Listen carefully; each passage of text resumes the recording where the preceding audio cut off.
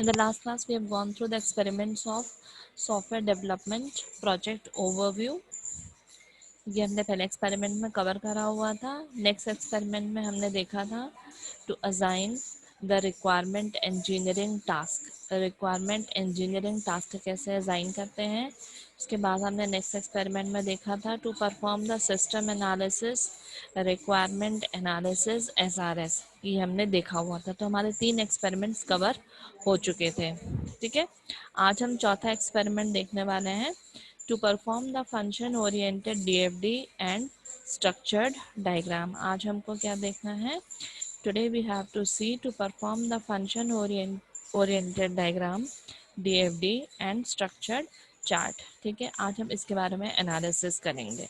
ठीक है, and one more thing जो मैं आप लोगों से कहना चाह रही हूँ कि अब हमारे जितने भी एक्सपेरिमेंट्स हो गए हैं, ये सारे एक्सपेरिमेंट्स मैं आपके साथ शेयर करूँगी.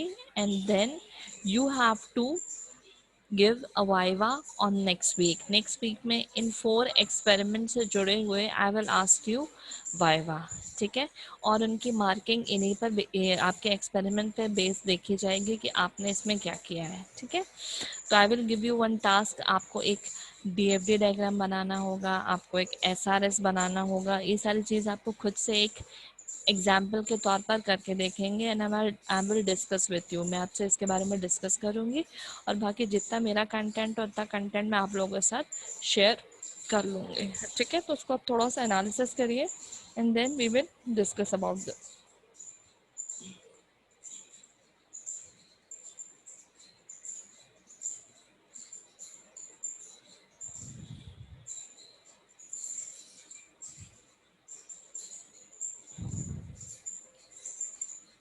यस, तो this is our experiment number 3. अब हम क्या देखने वाले हैं, हमारा एक्सपेरिमेंट नंबर 3. ठीक है,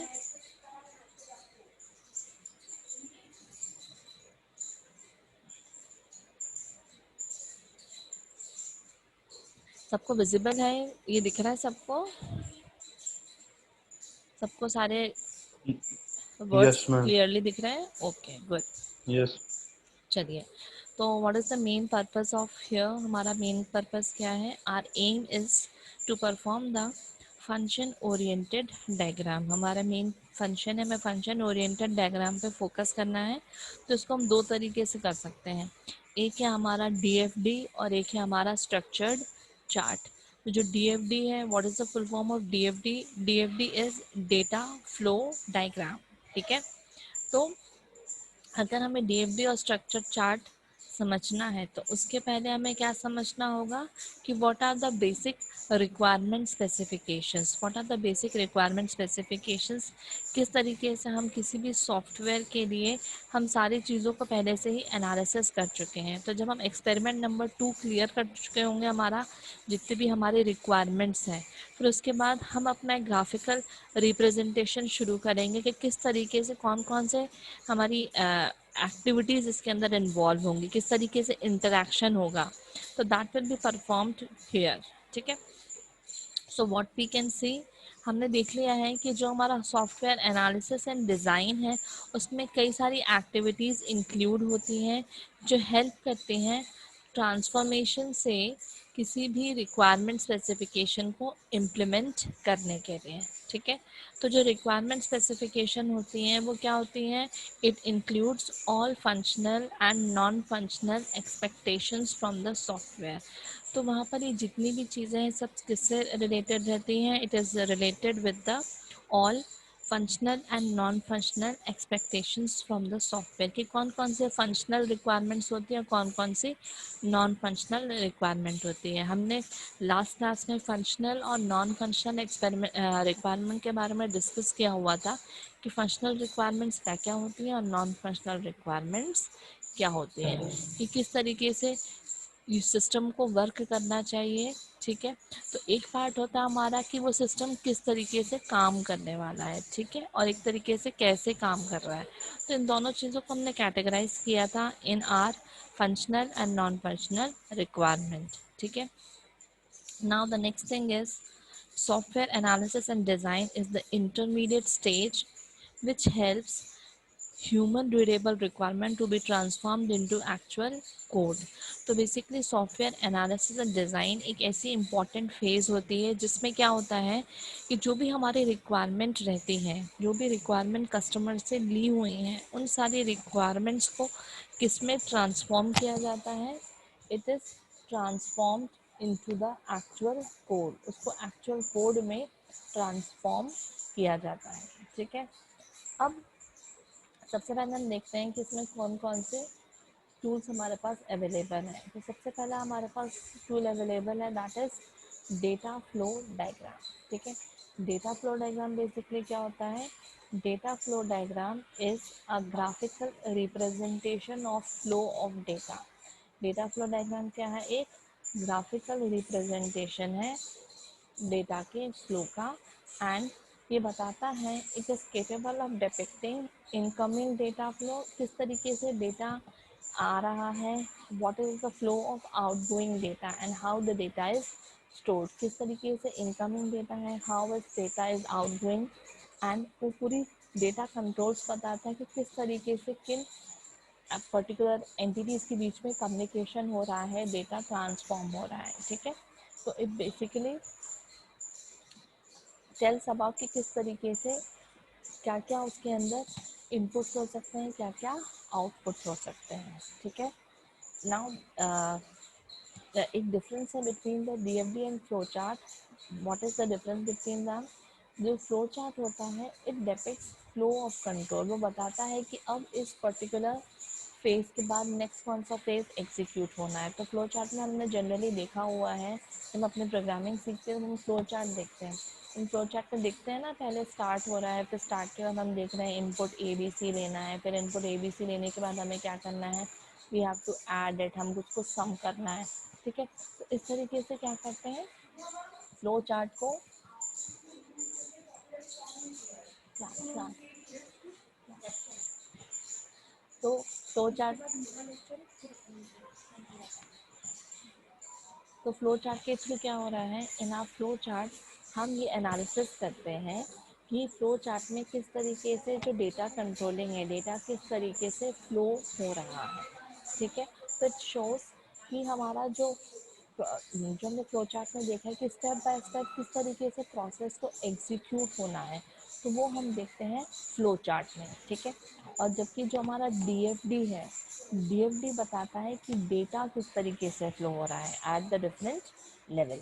ठीक है, and one more thing, DFD में कोई भी कंट्रोल या ब्रांच स्टेटमेंट नहीं होता है। ठीक है, इसके फ्लो चार्ट में हम लोग देखते हैं ना, एक डिसीजन मेकिंग होती है कि या अगर ये कंडीशन ट्रू हुई तो ऐसा होगा, और अगर ये कंडीशन ट्रू नहीं हुई तो क्या होगा। ठीक है, तो similarly it works like this कि अगर कौन सी कंडीशन ट्रू होगी, कौन सी कंडीशन फॉल्स होगी, how it will work like. Next, now the next thing is types of DFD. So जो डीएफडी होता है वो दो टाइप्स का हो सकता है। It may be it may be either physical और it may be either logical. ठीक है, तो लॉजिकल डीएफडी क्या है? This type of DFD concentrates on the system process. ये किस पे बेसिकली फोकस करता है? It basically focus on the system process, कि कौन कौन से प्रोसेस इन्वॉल्व है, what is the flow of the data. ठीक है, अगर फॉर एग्जांपल हम बात करें एक बैंकिंग सॉफ्टवेयर सिस्टम की, तो बैंकिंग सॉफ्टवेयर सिस्टम में ये एनालिसिस किया जाता है कि जो डेटा है वो between the different entities, how it will be flowed, how it will be communicated. Right, for example in a banking software there are many of the entities which may be involve. कौन कौन सी activities उसके अंदर involve हो सकती हैं? There are various customers, and they are having different accounts. फिर account में भी डिफरेंट कैटेगरीज होती है, they may be saving account, current account, and there may be the different purposes of it. तो इन सारी एंटिटीज़ के बीच में किस तरीके से डेटा फ्लो हो रहा है, किस तरीके से कम्युनिकेशन किया जा रहा है, तो वो सारी तो बेसिकली दिस टाइप ऑफ जो हमारा लॉजिकल है, ये बेसिकली फोकस करता है हमारे जो प्रोसेस है और हमारा डेटा फ्लो पे। और जबकि जो हमारा फिजिकल डीएफडी है, this type of DFD shows how the data flow is actually implemented, ये बताता है कि एक्चुअली में किस तरीके से इसको इम्प्लीमेंट करना है। तो it is more close to the implementation, कि वो बताता है कि एक्चुअल में किस तरीके से डेटा को प्रोसेस किया जाना है। ठीक है, अब हम इसके कुछ कंपोनेंट्स उनके एनालिसिस कर लेते हैं। ठीक है, तो डीएफडी के कुछ मेन कंपोनेंट्स उनको इस तरीके से रिप्रेजेंट किया जा सकता है। ठीक है, जैसे कि हम देख रहे हैं कि डीएफडी में मेन कौन सी चीज़ें होती हैं। एक हमारा होता है सोर्स, कि कहाँ से ओरिजिनेट होगा, डेस्टिनेशन की कहाँ तक पहुँचने वाला है, storage and flow. These are the main set of the components. इसमें एंटिटी को रेक्टेंगल से रिप्रेजेंट किया जाता है, प्रोसेस को सर्कल से रिप्रेजेंट किया जाता है, डेटा स्टोर को एक एंड इसका ओपन है and rest is the form of a rectangle, data flow in the form of the incoming and outgoing line. तो these may be considered as the DFD components. इनको हम क्या कह सकते हैं, डीएफडी कंपोनेंट्स। ठीक है, नाउ एंटिटीज। एंटिटीज बेसिकली हम एंटिटीज को क्या कह सकते हैं, what may be the entities. Entities हो सकते हैं the source and the destination of the information data, जिनको रेक्टेंगल से रिप्रेजेंट किया जाता है। ठीक है, तो कोई भी एंटिटी हो सकती है, एंटिटी कैन बी एनीथिंग। ठीक है, अगर एक स्टूडेंट है तो स्टूडेंट भी एक एंटिटी हो सकता है, टीचर भी एंटिटी हो सकता है, अकाउंट भी एक एंटिटी हो सकता है। तो entity can be anything, right. Process, process क्या होती है, जो भी एक्टिविटीज़ और एक्शंस लिए जाने हैं उसको हम जनरली सर्कल में या राउंड एज रेक्टेंगल में रिप्रेजेंट करते हैं, तो उनको हम प्रोसेस कहते हैं। ठीक है, एक और चीज़ है data storage. Data storage that means there are two variants of data storage.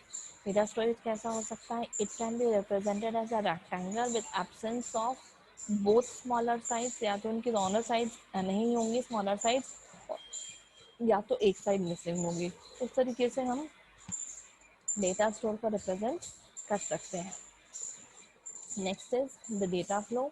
Data flow बताता है मूवमेंट ऑफ द डेटा, जो पॉइंटेड एरो से शो होता है।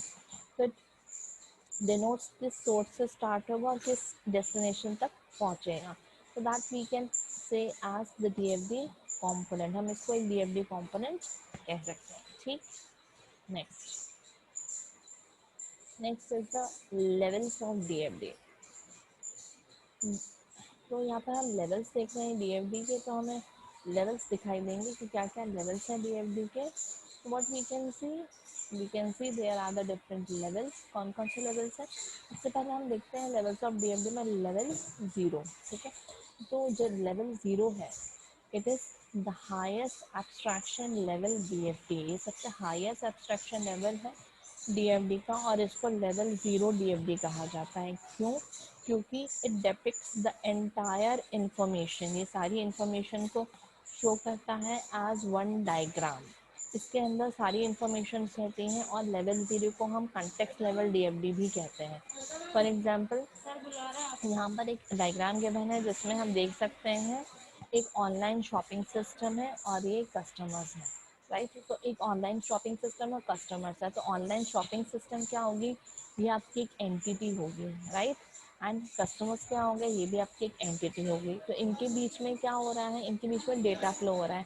कस्टमर क्या करेगा, ऑर्डर करेगा किसी भी प्रोडक्ट के लिए शॉपिंग सिस्टम से, एंड शॉपिंग सिस्टम से वो प्रोडक्ट क्या होगा, डिलीवर किया जाएगा। तो इट शोज़ हाईएस्ट लेवल की, मतलब क्या ओवरव्यू में क्या चीज़ें दिखाई दे रही है, किसी भी जनरल पर्सन को यही दिखाई देता है कि ऑनलाइन शॉपिंग सिस्टम है, कस्टमर उससे डील कर रहा है, तो कस्टमर ऑर्डर कर रहा है और उसको डिलीवर किया जाता है।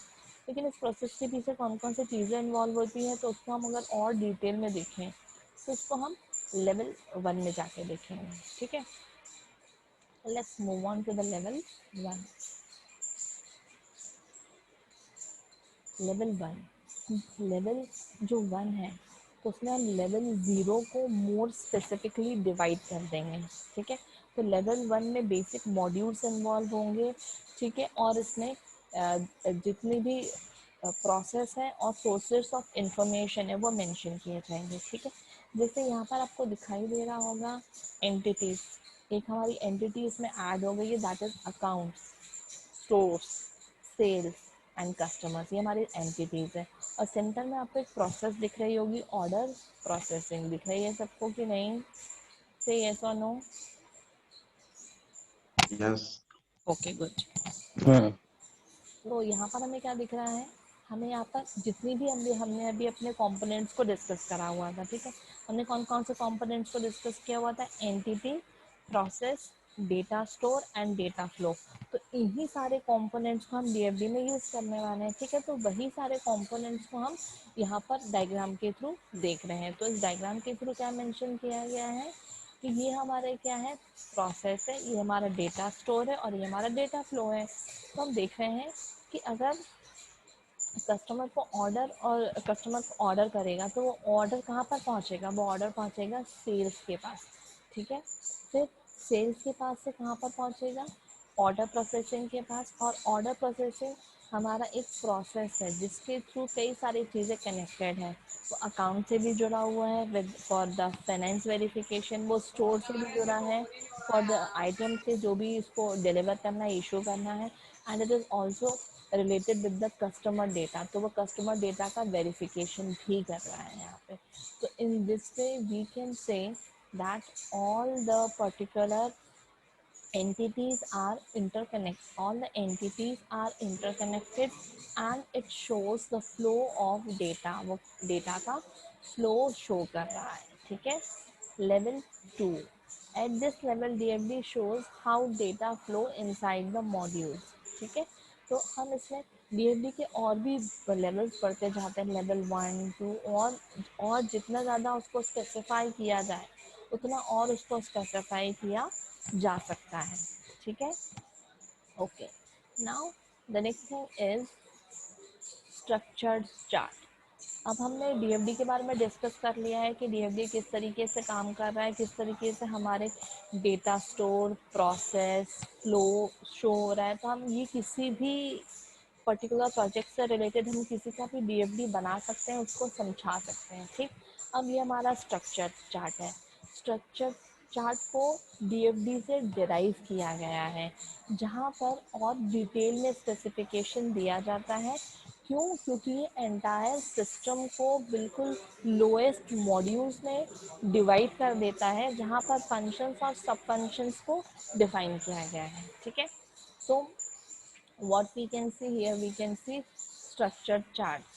तो ये मॉड्यूल्स हैं, उनको सब मॉड्यूल्स में, सब रूटीन और टास्क में डिवाइड किया गया है, ठीक है। और जो इनके सब मॉड्यूल्स हैं इट इज़ रीयूजेबल, उनको रीयूज किया जा सकता है whenever it is needed, it is invoked. जैसे कि हम क्लास में पढ़ते हैं ना कि हम किसी भी एक फंक्शन को डिफाइन कर देते हैं, जब भी इसकी रिक्वायरमेंट होती है तो उसको कॉल कर लिया जाता है, ठीक है। In this next is condition. Condition को यहाँ पे स्मॉल डायमंड से रिप्रेजेंट किया गया है at the base of the module. It depicts the control module can select any of the subroutine, ये स्पेसिफाई करता है किसी भी सब रूटीन को, ठीक है। Next is jump arrow. Jump arrow क्या बताता है? It shows pointing inside the module to depict that the control will jump in the middle of the sub module। तो जो एरो है वो भी क्या दिखाता है कि किस तरीके से जो हमारा फंक्शनिंग है वो किस तरीके से परफॉर्म की जाएगी। नेक्स्ट क्या है? लूप है। लूप में क्या बताता है? There is a curved arrow, एक कर्व्ड एरो है जो रिप्रेजेंट करता है लूप को मॉड्यूल में। And on submodules covered by loop repeat execution of module. तो जितने भी मॉड्यूल्स हैं सब में वो चीज़ें रिपीट हो रही हैं। तो डेटा फ्लो क्या बताता है? दो मॉड्यूल्स हैं that are interconnected with a directed arrow. एक पर एम्प्टी सर्कल है and with empty circle at the end represents data flow. मतलब वो शो करता है कि किस तरीके से डेटा फ्लो हो रहा है। जो एम्प्टी सर्कल से लेकर towards the directed arrow, it shows कि डेटा किस तरफ से फ्लो किया जा रहा है। So in this way we can understand about, इससे हम समझ सकते हैं किसके बारे में? we can understand about the data flow diagram and the structured chart। इससे हम क्या समझ सकते हैं? डेटा फ्लो डायग्राम और स्ट्रक्चर्ड चार्ट के बारे में हम समझ सकते हैं कि ये किस तरीके से काम करेंगे, ठीक है। Clear this much? आ रही है मेरी बात सबको समझ में कि नहीं आ रही है? चलिए अब मैं आपसे कुछ डीएफडी कंपोनेंट्स के बारे में पूछती हूँ, आपको वो डीएफडी कंपोनेंट्स बताने हैं कि कौन कौन से डीएफडी कंपोनेंट्स है, ठीक है। तो everyone kindly turn on your videos and tell me कि हमारे डीएफडी में कौन कौन से कंपोनेंट्स हैं।